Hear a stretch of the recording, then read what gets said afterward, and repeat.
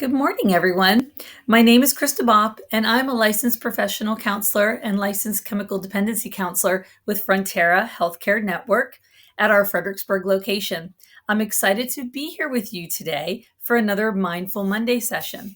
Today, we're diving into building healthy boundaries, an important subject that can help us all improve our mental well-being.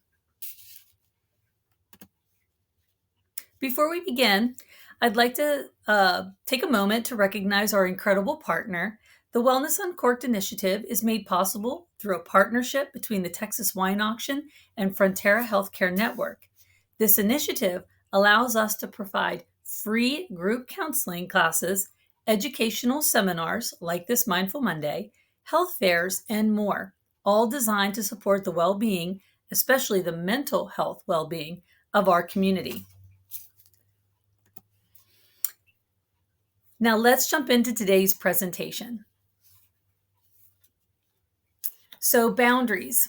When we speak about boundaries, there are important things to remember. And we've talked about boundaries before. Boundaries are important to have. They need to be fluid, they need to be flexible, and they need to be something that is ongoing throughout our relationships. Some important things to remember about boundaries are just what you see here in the bulleted areas. They allow for us to communicate what is not and what is acceptable. They are what gives relationships a fighting chance to flourish and agreed upon freedoms. They're like building a wall, but also including a gate, and they will be different with different people. A relationship can only be as healthy as the people in it. Not everyone has earned access to our stories. So what's important first to remember about boundaries is that boundaries need to be established. And in establishing good boundaries and then building upon them, people earn more accessibility to you. So there are different types of boundaries. Let me begin with clear boundaries. Clear boundaries, as it says here, directly stated, flexible, adaptable. I would have to say that clear boundaries are the best boundaries to have with everybody, but they're not the easiest ones to have with everybody. So what I'd like to say is with a clear boundary, what you do is you remember to compromise, to know that it's going to change over time, to be flexible within it. If you can do that with a clear boundary, but also be consistent and follow through, because these boundaries for other people that are clear with them, they need to be clear with you as well. So we have to have boundaries with others, but we also have to adhere to the boundaries that we put in place for ourselves in our own life. Rigid boundaries are closed and inflexible. So much like a wall that does not let anything in, usually we have a rigid boundary when someone has crossed our boundaries constantly. And so we have to shut the door. We have to lock it. We have to keep them out. An example of this might be someone who can't respect the fact that you don't like phone calls late at night. So you just turn your phone off and you don't answer the phone at all. You can completely lock it out. Or people that you've said, I can't have regular contact with you, they still continue to contact you and you have to block them so you no longer have contact with them. That would be a rigid boundary. Those are necessary at times, but they're not the best choice to have with people that you're in constant communication with. Open boundaries are also not recommended, and let me tell you why. Open boundaries are not clear. They can be hard for people to understand because they're not always enforced. They're inconsistent. Oftentimes you allow people into your space, and then when you ask them to get out of your space, they get confused because you've let them in the space already. If you don't establish a good, clear boundary, then people will walk in and out of that boundary whenever they want. A good example is from back in my teaching days. I had to establish really good boundaries in my classroom and the rules and procedures of the classroom from day one. And then I had to enforce it every day. So if I told the students, you have to ask before you go use the restroom, so that I knew where they were, that was the boundary. That was the rule, is they let me know before they left the classroom. I would see teachers that did not enforce boundaries like that, and the kids would leave and come back, and sometimes the teacher didn't even know where they were. When you have open boundaries, a lot of times you have less control over what is going on in your world, where if you establish good clear boundaries, you do have some control, and you know what's going on around you. Types of boundaries. So there are a lot of different types of boundaries, and I have here some examples, and I'm going to go into an explanation of each of them, or at least a brief explanation of each of them. So you have physical boundaries, sexual boundaries, intellectual or mental boundaries, emotional boundaries, material or financial boundaries, time boundaries, and communication boundaries. So as I look through all those different types of boundaries, I'm going to give you a few examples. For physical boundaries, and I think this is probably one of the most obvious ones, but it includes your body and your personal space. Okay. Healthy boundaries include the autonomy of your body. An example of a physical boundary crossing is teaching your children to automatically hug relatives at family gatherings. This may cause them to have weaker physical boundaries. Offering a handshake or just a hello are polite alternatives. So, physical boundaries they keep people out of your personal space. Now, let me explain something about physical boundaries. Not everybody shares the same ones. For example, if you grew up in a big Italian family like I did, people were always hugging. I saw hugging as a way to say hello. So when I see people, I tend to hug them. I had to learn that asking for hugs was a better boundary, not only for the person I was hugging, but for me, so that I wasn't crossing a boundary that somebody else had, that I had not taken the time to get to know first before I just came in for that hug. So physical boundaries can be crossed even by accident sometimes, because culturally it's just what we do. We stand too close, we hold people's hands that maybe don't want to, we hug people that don't. Asking is always good. Sexual boundaries is a very sensitive issue. Sexual boundaries consist of sexual self and your intimate personal space. They include choices around types of sexual activity, timing, partners. These boundaries are crossed when someone pressures you into unwanted intimate affection, touch, and sexual activity. So, sexual boundaries, I think it's pretty self explanatory, but even someone asking you in an inappropriate way can be crossing a boundary. It can be as simple as that, or as complicated as someone actually forcibly coming on to you that you don't want to. Intellectual or mental boundaries. This comprises of your personal ideas, beliefs, and thoughts. A healthy boundary respects the other's ideas to be different. These boundaries are crossed when someone is dismissive, belittling, or invalidating your ideas or thoughts. I saw a lot of intellectual boundaries being crossed, even just in the news during the campaign season. It's hard for us to understand that many of us have different ideas and beliefs. And because we don't attach our ego or our self worth to our beliefs, they are just that, our beliefs. I can walk away from what I'm thinking about and not dwell on what other people think, because everybody has a right to their opinions. And just because I don't believe in the same way doesn't give me the right to say, you don't know what you're talking about. We all come from different places. So it's just respecting other people's belief systems, opinions, because we all have a right to them. And having that safe space between us with that boundary that it's okay, we can agree to disagree. We don't have to believe the same thing, and it's okay. Emotional boundaries are more rooted in your feelings. It's your feelings and your personal details are a part of your emotional boundaries. These are crossed when feelings or personal information you have disclosed is belittled, minimized, or shared without your permission.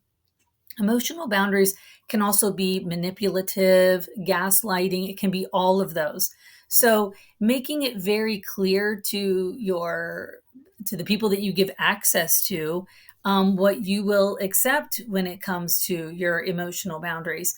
Emotional boundaries can also be rooted in how we treat each other, just how we talk to one another, and whether we include or exclude people. It's all of that, and communication is key.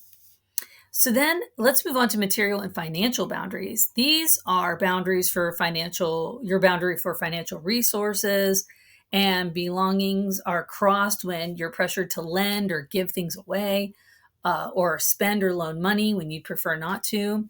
But material and financial boundaries are about information and conveying honest information. So I believe that you can cross a financial boundary with your partner when you don't tell them about the things you're spending money on, or you don't disclose how much debt you have. It's crossing a financial boundary when you aren't truly honest about who you are financial wise. And then material boundaries. This is, coming in and taking things that don't belong to you, whether it be just to borrow it for a little while. You have to have good boundaries about your stuff and your things. For example, if you have a partner and you move in together and you kind of combine households, which often happens these days, and deciding that their things don't matter and throwing them out. They weren't yours to throw out. So having that boundary around, it's okay for you to move my stuff off to the side, but please don't go throwing it away just because it doesn't belong to you, is a boundary. And then time. A lot of us forget that we need time boundaries. And time boundaries are not only just for other people to recognize and adhere to, but they're also for ourselves, time boundaries that we have to have for ourselves. When you have a job, relationships, children, or other responsibilities, it's challenging to keep healthy time boundaries. These boundaries are crossed when you have unreasonable demands or requests of your time, or when you take on too much. And I think that's how you cross your time boundary. Other people can cross your time boundary when they don't show up on time, or they call you when it's work and it's beyond work hours. You're on vacation, they're calling you on vacation time. So there's so much. I could do a whole recording just on time boundaries. That's how much it is important and how many times it has been crossed. It's probably the one that gets crossed the most. And then last, communication boundaries. So communication and time, these two kind of transition nicely, or communication transitions nicely from time, because communication, how we communicate with one another, there's how we communicate, meaning in a respectful tone, or in reasonable amounts of time. But it's also when you communicate. Timing of your communication matters, and being diligent to follow up with people, and also talking to people ahead of time about what your expectations are when you communicate your boundaries in a timely fashion. That also helps. So that's why I say the two of those go together quite nicely. So, talking about accessibility, I want to go through just some very important things here. Trust is crucial. You have to trust somebody before you give them accessibility to your story, to your life, to what you do. When you begin developing boundaries with someone, your boundaries are going to be a whole lot more rigid when you don't know somebody, and a little less rigid the more you know them and trust them. So, trust is crucial. Responsibility is necessary. The more responsible people are about your boundaries, the more accessibility you give them to you and to your world. Not everyone is treated the same. So this is important. People think that because I have a boundary, that boundary is the same for everybody. That is not true. Boundaries are actually different with every person you come in contact with. The people I work with I have boundaries with. The people I live with, I have boundaries with. My mom and dad, I have boundaries with. My children, I have boundaries with, and they're not all given the same accessibility. It just depends on my relationship with the person that I'm having the boundary with. So reluctance, um, When you are reluctant to give somebody accessibility, it's probably because they have either not been responsible with the boundary that you've given them. You have to trust your gut on this one. If someone is just learning their way and they're not really trying to improve, then their accessibility stays low. But if they're really trying to get better at the boundary and you see them making great strides and good progress, then you can give them more responsibility. You really have to trust your gut on that one. And then practice helps you figure it out. The more you practice having boundaries and the more you consistently practice boundaries, you will get better at boundaries and boundary setting. You'll see what works. You'll continue to make them, and not just with others, but with yourself. Remember, boundaries teach people how to treat us, but we also have to know our own worth and be able to, adhere to our own boundaries. So, some examples of boundary violations. So, when I say boundary violations, I mean that you have actually said to someone, I would like you to not do this, and then they do it anyway. For example, calling, emailing, or texting excessively after you've asked somebody to please don't do that. I want to just give an example of this. I have a job as a counselor where I work with people one on one or with groups or with families. And when I'm in there, I cannot be on my phone. I'm giving my undivided attention to my client or patient. I've asked my children to not call or text me during those times. I've given them my schedule. My schedule can change from time to time. But on top of that, I've had to shut off my notifications because I know that they're going to do it. They're going to forget. So that boundary will get crossed from time to time, and it's considered a boundary violation. But that one I had to take an extra move to handle because I know it will be violated from time to time. Responding to you with sarcasm, eye rolling, or mockery. That's called contempt. And contempt is very dangerous in a relationship. So, that particular boundary, I believe, needs to be revisited often for a successful relationship. Raising their voice or yelling, blaming you for their anger or actions, interrupting you, monopolizing the conversation. Some people don't even realize they're doing it. Minimizing or ignoring your feelings and name calling. Some others, suddenly failing to honor previously agreed upon agreements. Criticism, attempting to isolate you from friends or family. Be careful with that one. Starts small, gets big. Big red flag there. Throwing or breaking things. Denying personal space or privacy. Repeatedly being asked to have sex after saying no. Spending someone else's money on items that are not agreed upon. And that one I have like a funny story where a couple was getting together. We were doing some counseling and we talked about money. And they came up with a boundary that said, if we're going to spend over $100, we need to consult with each other about what we're spending money on so that each of us knows that and they came up with the amount and they came up with the exceptions to the rule, meaning if it's birthday time or Christmas time, then maybe we won't disclose all the details, but for the rest of the year, we'll disclose when we're going to be spending any amount of money over $100 so that we were aware of our budgets, adhering to them and all that. And they agreed on it. And so far, it's worked in their relationship. Going out and say you're married and you just go and buy a car and you show up with this brand new car and the person, your partner, didn't even know you were going to do that. That's huge. And it can be a strain on your relationship to have an extra car payment that you weren't counting on. So make sure that that is a very clear boundary in your relationship. Okay, so examples of what boundary setting looks like. So I mentioned before physical boundaries, requesting that your roommate ask permission before using your personal items or borrowing something from your room. Emotional or mental might look like asking your partner not to discuss intimate details of your relationship with their friends. And a behavioral boundary might be like making rules at home, like no phones at the dinner table and always calling or texting if you'll be late. So now that we know all about boundaries and why they're important, how do we set healthy boundaries? Okay.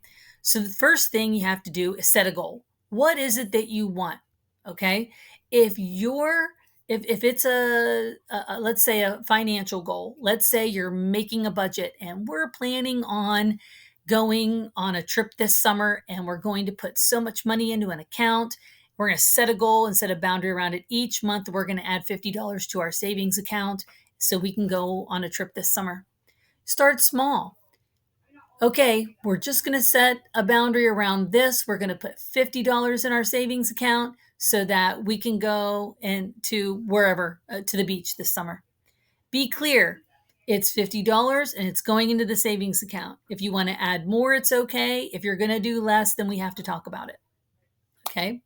And then you practice with complicated boundaries, meaning when you're about to ask someone to do something that you know they're going to be um, maybe a little bit, you know, they're going to wonder why you're asking them to do it. They're going to be maybe a little confused at first about the boundary. You want to be very clear about why you're putting the boundary in place. Okay. I only can accept phone calls after 5 o'clock. This is a boundary. Or I won't accept calls after 10 o'clock because I have a pretty strict boundary of going to bed at 10 and I don't want to be on the phone after 10 o'clock. The more you practice them, the better you'll get. And you can practice in front of a mirror with a friend that you're not putting the boundary in place with.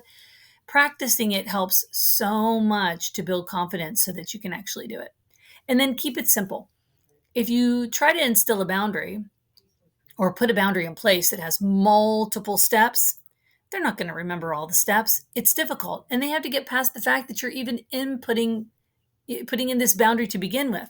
So keeping it simple helps to make it clear and gives that person a chance who's getting the boundary a chance to be successful. So in approaching someone about putting a boundary in place, you might use an I statement. And the I statement is there. And when you put this I statement in place, you will have the opportunity to disarm them. This isn't about you, it's about me. I feel disrespected when you speak to me in a derogatory tone because it makes me feel like I don't matter. I need you to speak to me with respect.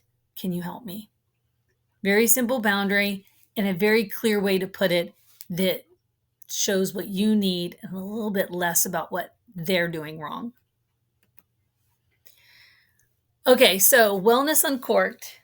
If you have any questions about this recording, please don't hesitate to add them into the chat below, and we will be able to respond to any questions that you have. Thank you so much for joining us today. If you have any questions or comments, drop them in the chat. Like I said, we'd love to hear from you. If you found today's session helpful, don't forget to like and subscribe to our channel so that you never miss a Mindful Monday presentation. We go live on the first Monday of the month at 11 o'clock. Group counseling classes. If you're ready to take the next step in prioritizing your mental health, we invite you to attend our Thrive Connection group counseling classes, available free through the Wellness Uncorked initiative. These classes will be led by Frontera's professional counselor associates and are open to individuals and their immediate family members working in the hospitality, service, or retail industries. Frontera offers individual counseling and medical services, both in person and virtual. We take a lot of different insurances and offer sliding scale to make healthcare affordable. If you'd like to learn more, call 325-597-0102 or visit fronterahn.org to learn more and sign up. We appreciate you being here today and hope to see you next month when we dive deep into anxiety. Take care and have a mindful rest of your day.